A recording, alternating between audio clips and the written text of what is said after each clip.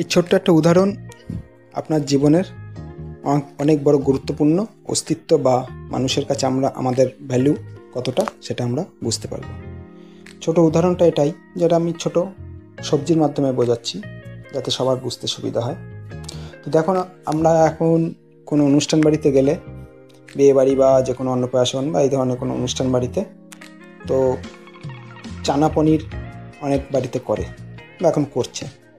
তো এই যে চানা পনিরে এর মধ্যে চানা বা ছোলা আছে এবং পনিরও আছে। এই চানা পনিরে আমরা খাই তখন আমরা কিন্তু পনিরটা বেশি গুরুত্ব দিই, পনিরটা বেশি খাওয়ার চেষ্টা করি, তাই না? আবার দিল্লির ফেমাস ছোলে বাটুরে যখন আমরা খাই, সেই ছোলার মধ্যে ছোলাও আছে এবং আলু আছে। ছোলে বাটুরে যখন আমরা খাই তখন কিন্তু আমরা ছোলাটাকে বেশি গুরুত্ব দিই।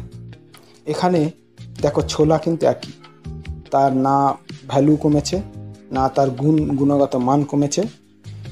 যে ছোলা তুমি মার্কেট থেকে 40 টাকা যদি কেনো, এখানেও চানা মশলাতেও 40 টাকাই তোমাকে কিনতে হবে। তো ভ্যালু তার একই এবং তার গুণও একই, মানও একই, কিন্তু আমরা তাকে দু জায়গায় ব্যবহারের জন্য দুরকম ভ্যালু দিচ্ছি।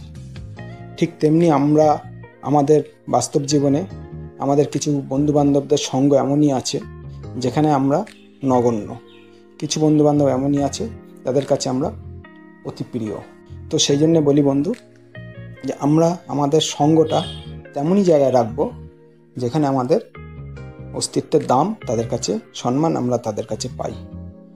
যেখানে আমরা সম্মান পাবো না সেখানে না যাওয়াই ভালো বলে আমি আমার ছোট্ট ভিডিওর মাধ্যমে আপনাদের বোঝাতে চাচ্ছি।